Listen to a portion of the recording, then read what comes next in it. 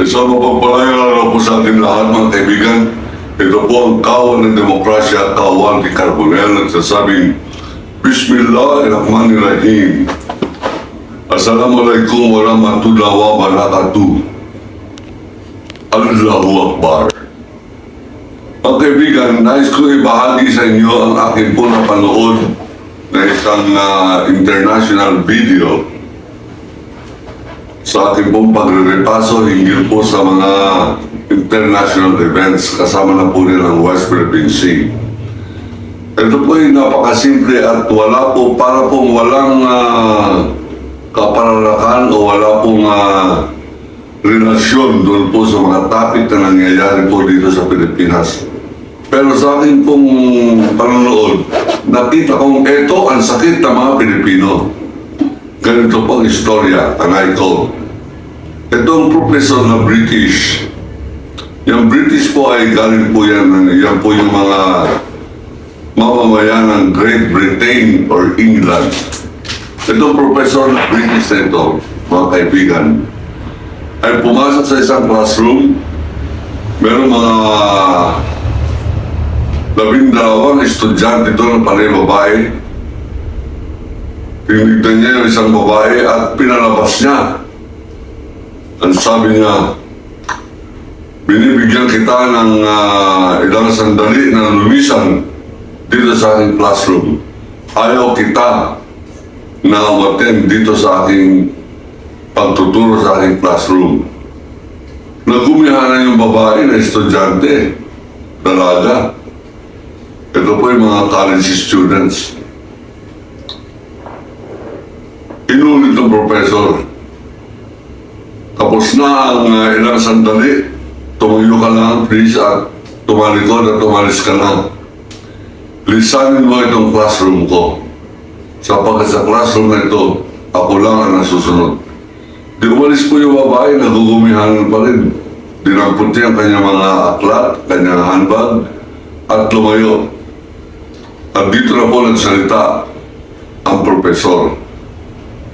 Makinig po kayo mabuti. At sabi niya, kayong lahat ay parang nabigla, parang tinuturing ninyo na injustice o walang katarungan.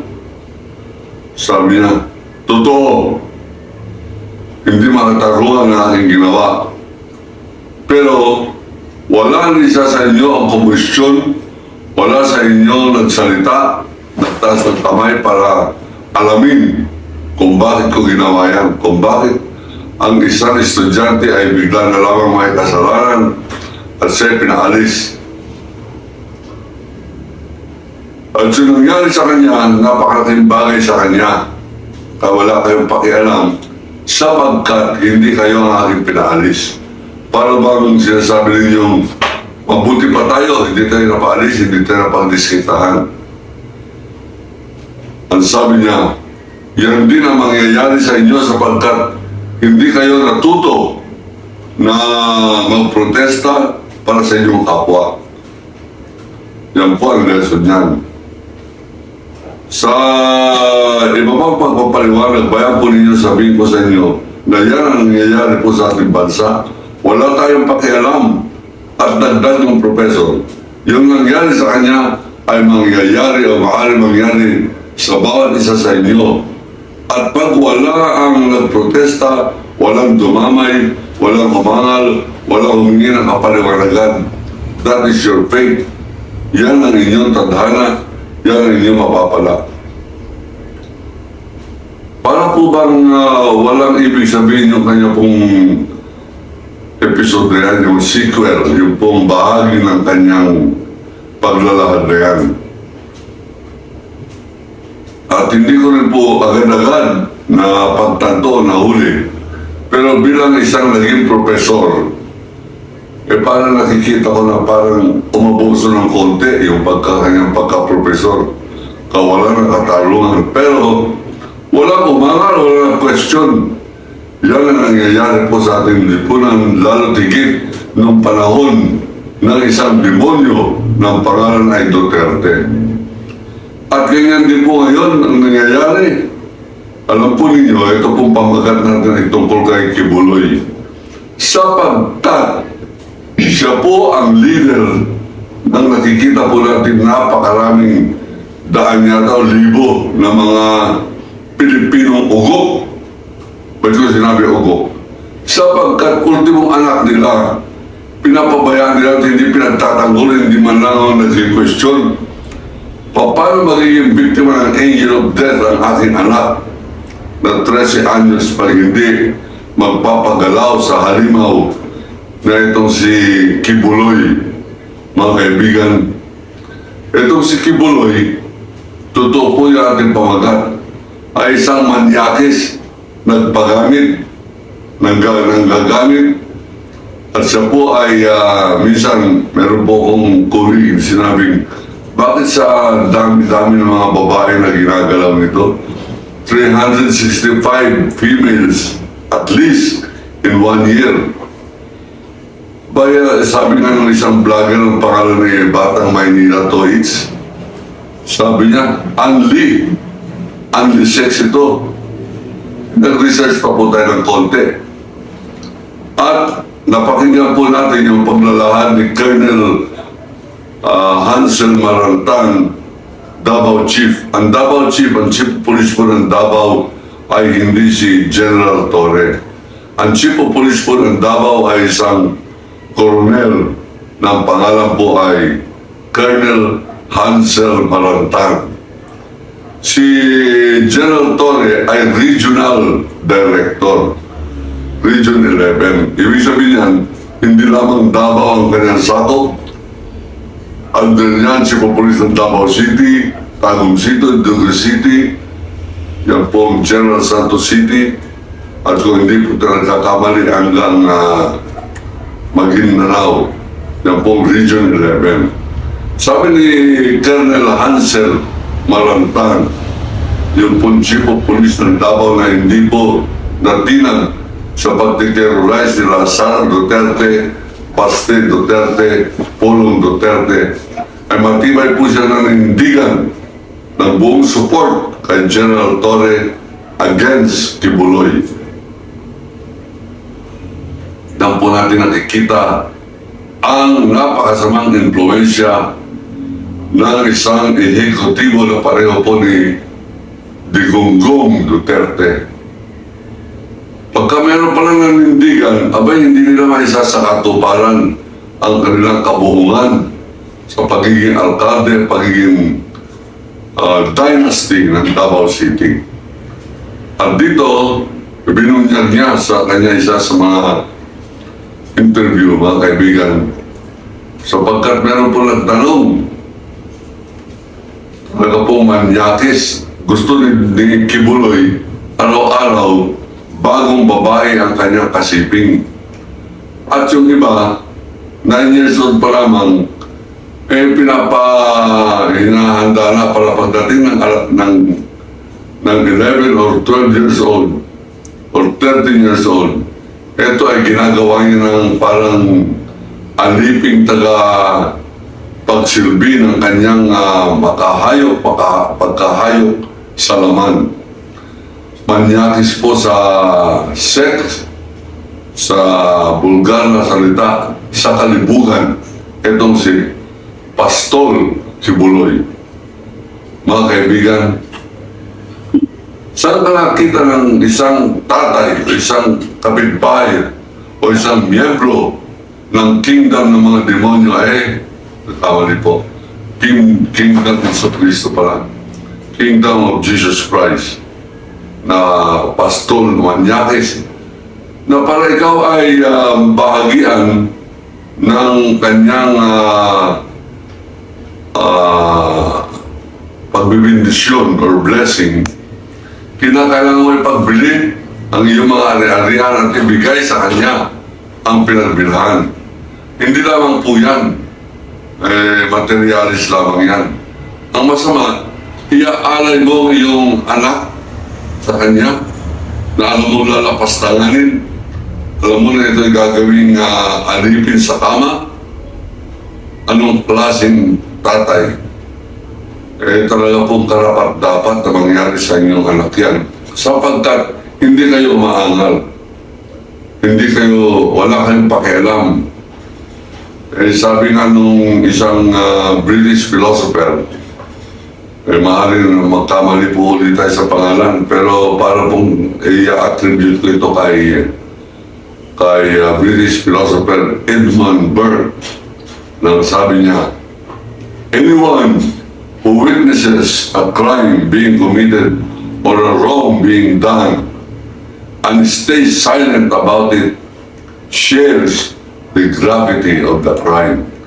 Lahat ng tao na nakakita o nakakaalam ng krimen na nagagawa o kasamahan o kasalanan at hindi siya umaangal, hindi siya gumagawa ng kahit na anong protesta, ay parang binibigyan niya ng bendisyon, parang inaayunan niya ang pagkakagawa ng kasalanan na yan.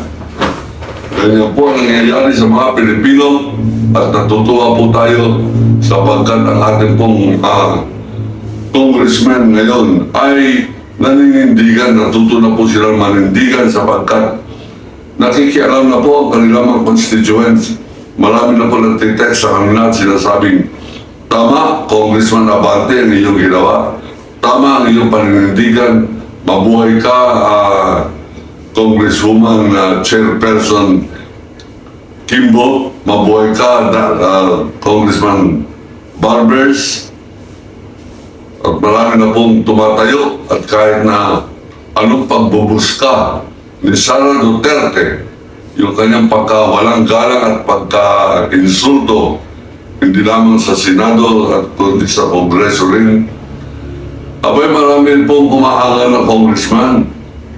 Katunayan nung yung isang kongresista ay nagsasalita, sinisenyasan ni Sara Duterte na huminto sapagkat gusto niya pa magsalita si Duterte. Nung panahon na siya ay magsasalita,